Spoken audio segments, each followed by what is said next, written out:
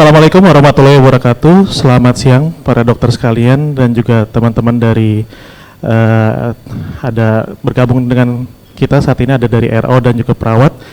Jadi sesi 3 ini adalah sesi workshop. Nanti sebelum para dokter untuk berpisah menjadi 2 kelompok, saya izin untuk boleh men-share terkait produk kami yaitu Aladin yang saya rasa beberapa dokter juga sudah menggunakannya.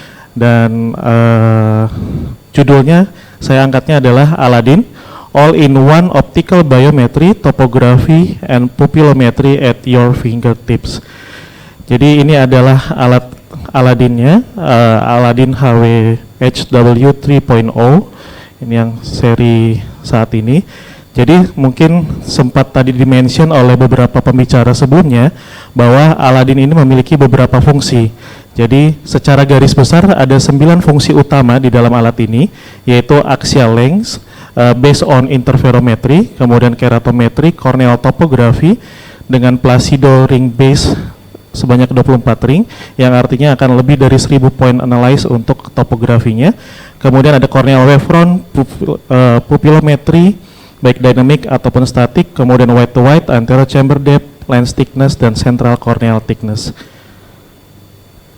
Jadi topik yang akan kami share ada 4 poin utama, yaitu persiapan pasien dan mesin, kemudian proses pemeriksaan, data review, dan IOL calculation-nya. Dan nanti di sesi hands-on workshop, ini yang akan kembali direview oleh tim produk spesialis kami untuk langsung bagaimana cara pemeriksaan. Jadi ini sebagai pengantar dulu sebelum workshop.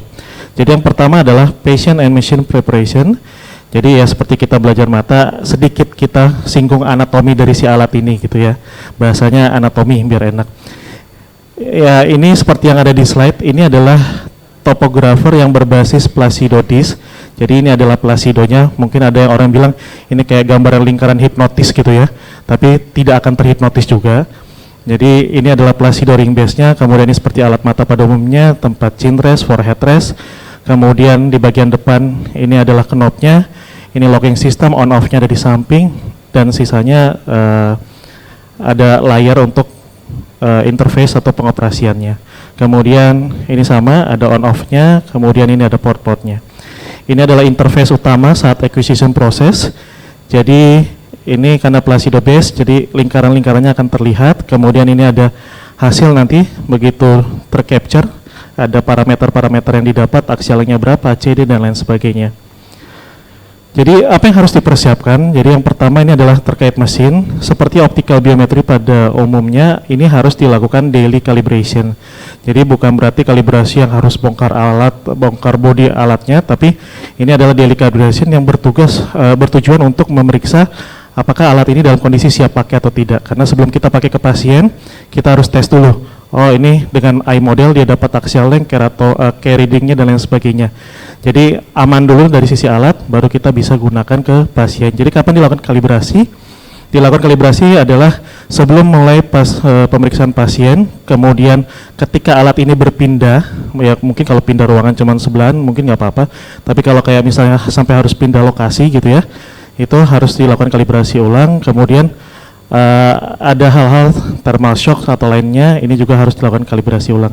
Jadi begitu alat dinyalakan, dia akan muncul seperti ini, notifikasi untuk dilakukan kalibrasi. Kita tekan start di sini, jadi nanti ini akan ada panduannya bahwa kita akan melakukan pemeriksaan atau validasi keratometri, axial length, dan anterior datanya. Jadi ini tinggal di close, nanti akan mulai pemeriksaan. Eye modelnya seperti ini. Jadi nanti si eye modelnya akan diletakkan di sini ya. Jadi ada pinnya, kemudian sampai bunyi knock gitu ya, sampai benar-benar menempel. Dan pastikan alignmentnya pun tepat. Jadi kalau dia miring pun alignmentnya akan salah, sehingga hasil kalibrasinya juga takutnya nggak pas. Jadi seakan-akan alatnya bermasalah, padahal mungkin posisinya kurang klik aja gitu si eye modelnya. Jadi nanti kita periksa, kemudian sampai harus mendapatkan informasi seperti ini. Axial length-nya valid, ACD-nya valid, lens thickness-nya valid, keratometernya valid, kemudian CCT-nya valid. Kalau kita temukan seperti ini kondisi ada repeat warna kuning atau merah seperti ini tidak dapat sama sekali, ini kita harus ulang dulu Tapi sebelumnya pastikan eye modelnya terpasang dengan benar, eye modelnya tidak kotor. Kalau sudah tepat semua dan masih terjadi, kemungkinan besar alat ada masalah. Dan ini harus sebaiknya tidak direkomendasikan untuk digunakan ke pasien. Ya, jadi ini ada warning-warningnya yang harusnya valid, ini ada repeat, ini ada not valid gitu ya, ada proses-prosesnya. Kemudian kita masuk ke persiapan pasien. Persiapan pasien sama, yang pertama adalah kita harus registrasi dulu datanya. Baik, dan ini kita harus pastikan new patient atau existing pasien, karena ini nanti terkait database. Jadi biasanya kuncinya adalah di nomor ID. Nomor ID ini sama kayak nomor rekam medis. Jadi kita berlakukan satu pasien satu rekam medis. Nah ini yang seringkali kami temukan juga di lapangan. Kadang suka terjadi double data. Jadi contoh pasien tuan A, tapi mungkin dengan teman-teman yang operator awalnya diketik nomor ID-nya 123, ternyata mungkin RM-nya tuh ada lagi ngetik 122 misalnya. Nah ini yang riskan untuk terjadi double data. Jadi kita harus pastikan dulu. Kemudian selesai menginput new patient, maka kita harus memilih data ini, kondisi pasien. Jadi ini adalah kondisi lens dan vitreous body-nya seperti apa. Jadi misalnya pasien ini hanya pure karena katarak, berarti kita hanya akan pilih phakic. Terus kalau tidak ada riwayat operasi retina, kita pilih vitreous body-nya natural. Akan berbeda kalau misalnya yang kita periksa ada sudah lensanya sudah tidak ada, berarti kita harus pilih aphakia atau pasien pseudofakia. Nah, pseudofakia ini ada opsinya banyak. Ini tergantung material IOL dari si pasien. Jadi kalau kita tahu, ya kita bisa enak milih. Tapi kalau kita tidak tahu, apalagi pasien ini datang dari luar klinik dokter, mungkin kita bisa isi di yang unknown ini. Jadi kita tidak tahu pasien ini datang dari mana gitu ya. Kemudian vitreous body, ya ini kalau ada silicone oil, biasa pasien-pasien dengan riwayat operasi retina. Terus kemudian ini yang suka menjadi pertanyaan juga, dilebarkan atau tidak pada pasien-pasien akan biometri. Ini ada satu studi yang bisa saya share. Kebetulan ini pas alatnya Aladin. Ya kalau dari studi ini disebutkan bahwa tidak ada significant difference secara statistik antara pasien yang dilated ataupun yang tidak ditetes gitu ya, tidak dimitriasil. Cuman memang ada beberapa juga literatur menyebutkan katanya dengan pupil lebar ada key reading yang berbeda gitu. Jadi sebenarnya ini kembali ke dokter sekalian, pasien ini mau diperiksa biometri dengan pupil normal atau yang sudah dilebarkan, karena biasanya kan pasien datang pupil sudah lebar tuh. Kemudian selanjutnya kita akan masuk sama satu lagi. Kalau dokter akan melakukan pemeriksaan pupilometri, seperti tadi yang sudah disinggung beberapa di pembicara sebelumnya, untuk pemeriksaan pupilometri berarti pupilnya tidak boleh dilebarkan. Kita akan melakukan pemeriksaan untuk mencari tahu ukuran pupil yang seakurat mungkin, jadi pupilnya tidak direkomendasikan untuk jangan dilebarkan. Kita masuk ke proses pemeriksaan. Ya, proses pemeriksaan seperti alat mata pada umumnya, kita akan memposisikan kepala pasien, dagu kening nempel ya, dan kemudian ini ada kantus markingnya, kita sejajarkan nanti ini untuk menggerakkan chin rest-nya. Kemudian ini adalah mode-modenya di alat Aladin. Jadi umumnya kita akan lakukan full biometry acquisition. Ini pemeriksaan keratometri, axial length dan anterior data. Anterior data ini meliputi ACD, lens thickness, central corneal thickness. Jadi ini sebagai satu sesi. Tapi mungkin ada kondisi-kondisi, mungkin dokter hanya ingin tahu keratometri, topografinya, axial length, mungkin pada pasien anak-anak dokter mau lihat progres myopia axial length-nya, atau mungkin data anterior, ini pun bisa dilakukan secara sendiri-sendiri. Tapi biasanya akan kita lakukan yang satu sesi ini langsung. Jadi ini nanti proses pemeriksaannya adalah di alat, saya izin maju sini, ini akan ada guidance seperti ini. Jadi guidance ini ada tanda panah, teman-teman operator saya rasa ini sangat user friendly. Jadi artinya ketika mereka melihat ini ada panahnya maju ke depan, berarti si joysticknya kita akan dorong ke depan. Tapi kalau ini warnanya biru dan panahnya ke arah luar, berarti kita harus tarik mundur si alatnya. Sampai ini akan berwarna hijau semuanya. Kemudian sentralnya harus warna hijau seperti ini juga. Jadi ini yang saya cerita, ini kalau panah masuk ke dalam, ini panah masuk keluar, berarti harus mundur. Sampai dia harus warna hijau di pinggirnya seperti ini, dan sentralnya juga harus pas. Gitu ya. Nah ini kemudian nanti sampai hijau, kemudian kita tekan pemeriksaannya, nanti ini akan mengukur kerato, ini akan jalan secara otomatis. Kemudian axial length, CCT, nanti prosesnya kita akan lihat di hands-on workshop. Oke, sampai full seperti ini. Oke. Kemudian setelah dapat semua hasil seperti ini adalah yang ideal. Semua nilai harus berwarna putih. Jadi kalau kita ketemu nanti seperti ini ada tanda seru, kemudian ada merah seperti ini, kita coba ulang. Kalau misalkan ternyata masih sama, ya biasa mungkin kataraknya terlalu tebal atau mata terlalu kering atau tidak kooperatif atau hal lain sebagainya. Ya, jadi misalnya seperti ini close eyelid, ada pergerakan tear film yang jadi pasien yang severe dry eye, kemudian bad focus, kemudian high standard deviation ketika diulang, kemudian measurementnya not in range. Jadi contoh mungkin extreme myop gitu ya, dengan panjang bola mata mungkin di atas 30-an mm something, yang di luar spesifikasi alat itu bisa juga tidak didapatkan hasil. Kemudian yang ingin kami highlight juga adalah karena ini Placido ring base, artinya kita harus aware dengan bentuk ring yang di sini. Jadi ini yang ideal ya. Yang tidak ideal seperti apa? Contohnya seperti ini. Ini pasien dengan kondisi dry eye. Jadi kalau kita ketemu kayak gini, kemudian kita paksakan lanjutkan pemeriksaan, maka key readingnya kita khawatir tidak valid, tidak pas.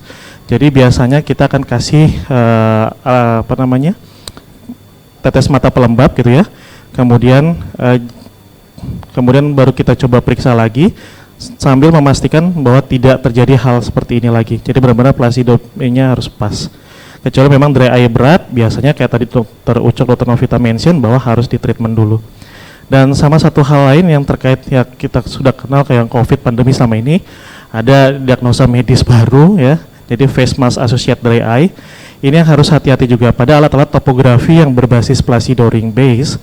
Ini akan cukup sensitif karena pasien-pasien yang mungkin dia sudah dry eye kemudian dipakai mask gitu ya, masker akan memicu lagi dry eye-nya lebih hebat. Kemudian tadi mungkin nunggu pas di bawah AC, ya ini akan cukup mempengaruhi. Jadi biasanya kalau pasien-pasien dengan masker, mungkin idealnya maskernya ini dibuka dulu. Karena kadang ketika dia bernapas pasiennya kemudian ya napasnya agak bocor gitu ke atas gitu ya, kena mata nggak nyaman, takutnya mengganggu, apalagi kalau dia sudah basically-nya ada dry eye. Kemudian kita masuk ke pupilometri. Nah, kalau dokter akan melakukan pupilometri, maka kami merekomendasikan pemeriksaan ini dilakukan terlebih dahulu. Jadi pupilometri ini idealnya dilakukan di ruangan yang redup, karena kita mau mendapat data khususnya mesopiknya yang seakurat mungkin. Gitu, pupil lebar maksimumnya berapa sih pasien ini gitu ya. Jadi idealnya ini harus dilakukan terlebih dahulu sebelum kita melakukan pemeriksaan biometri. Jadi di sini ada menunya, ada biometri, ada pupilometri. Jadi kita lakukan pupilometri dulu. Biasanya kalau saya suka share tipsnya adalah pasien kita panggil, ruangan sudah gelap, sambil si operator menginput nama pasien. Jadi dia sudah mencoba beradaptasi dulu di ruangan gelap, ya 1-2 menit, baru kita periksa yang dynamic pupilometri. Ya, jadi kita bisa dapat data yang seakurat mungkin.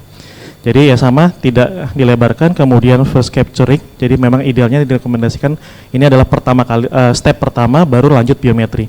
Sama light conditionnya harus yang redup. Itu adalah tadi proses pemeriksaan. Nanti detailnya pas hands on. Kemudian ini data review. Apa yang akan dokter review? Yang dokter review adalah ini ada topografi, keratometri, axial length, anterior data, CCT, ACD, LT, dan pupilometrinya. Saya izin ini mungkin gambar interface singkat aja, jadi nanti dokter bisa lihat di alat langsung. Jadi nanti tinggal klik di sini. Jadi kita tadi di halaman acquisition, kemudian kalau sudah selesai tinggal klik di sini. Ini adalah hasil semua pemeriksaan. Jadi care ini adalah keratometri.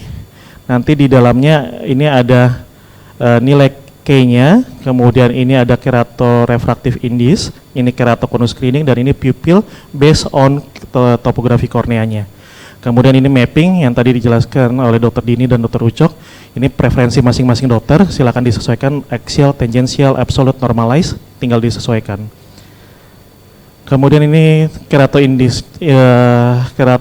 keratorefraktif indexnya, ya ini parameternya dari spherical aberration, sphericity-nya.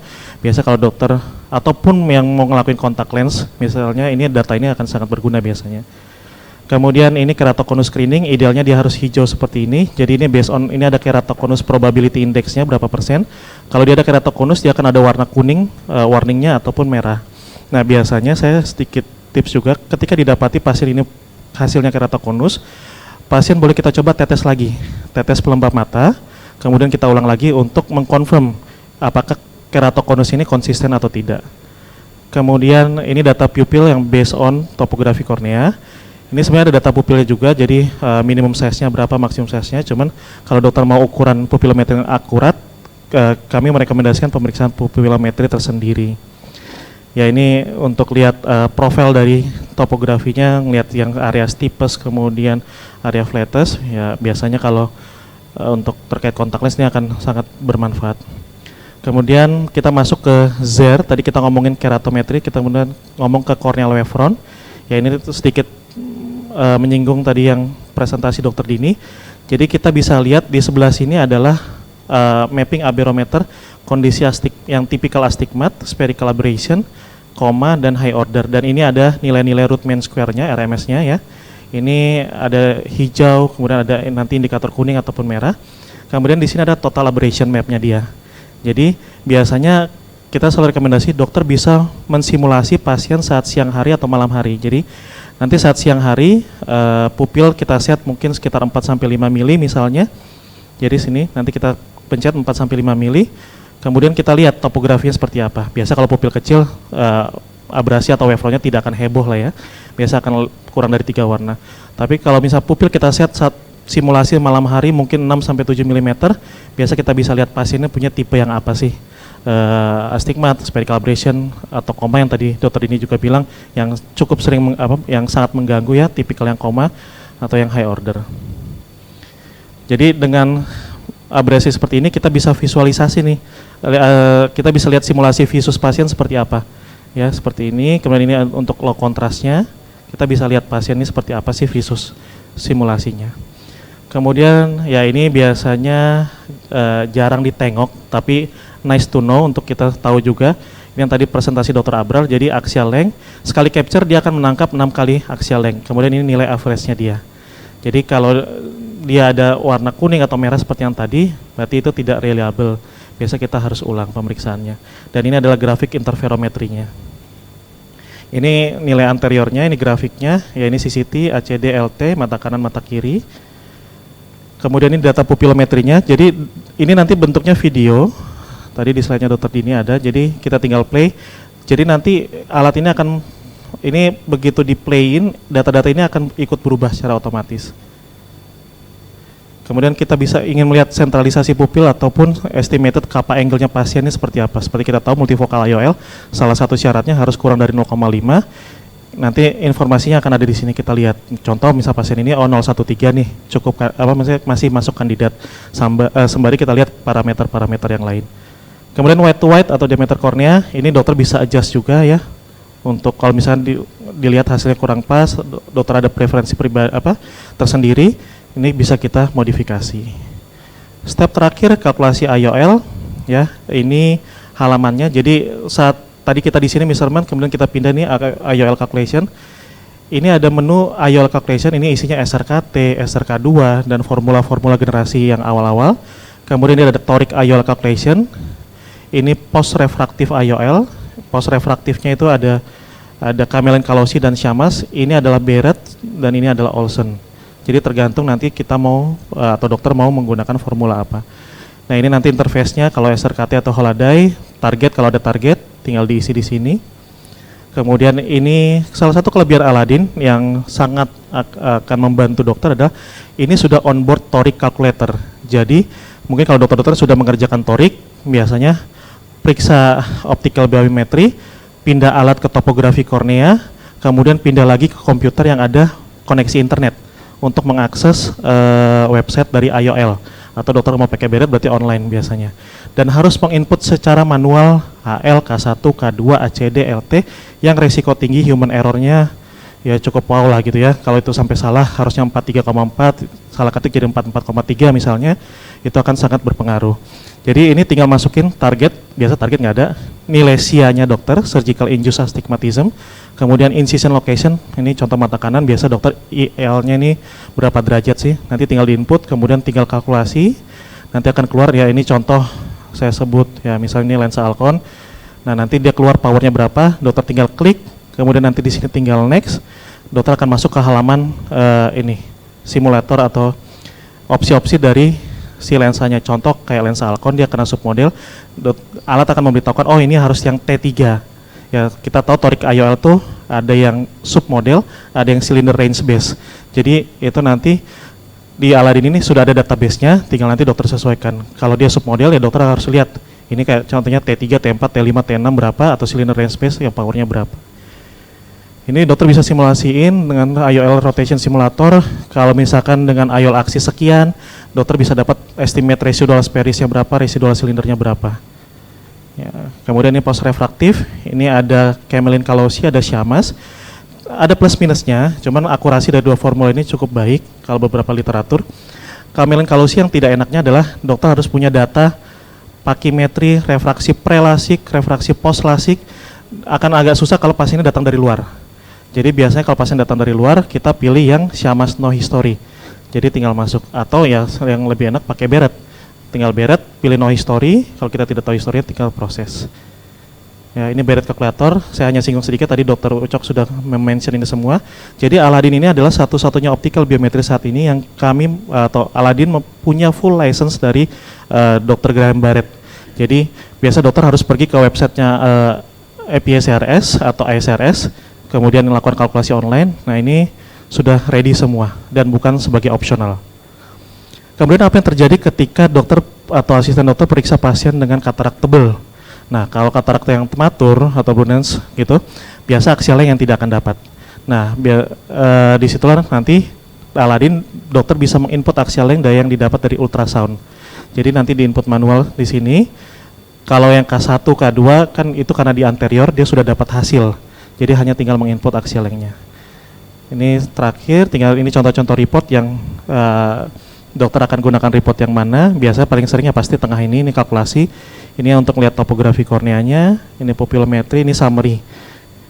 Kemudian sedikit kami mention, ya ini fitur terbaru dari Aladin. Biasa ini tidak terkait katarak tapi terkait myopia management. Karena ada fitur axial length, dokter bisa memantau progres pertumbuhan panjang bola mata si anak, ya seperti ini. Kemudian kalau anak ini terapi ortho-K, dokter bisa follow up untuk melihat perubahan bentuk korneanya. Jadi sebagai akhir ya Aladin seperti judulnya all in one, optical biometry, corneal topography, pupillometry. Dokter bisa melihat gambar secara keseluruhan untuk melakukan kalkulasi IOL. More data berarti akan meningkatkan clinical confidence dokter. Kemudian ini akan menjadi guidance yang sangat baik dokter untuk melakukan premium IOL.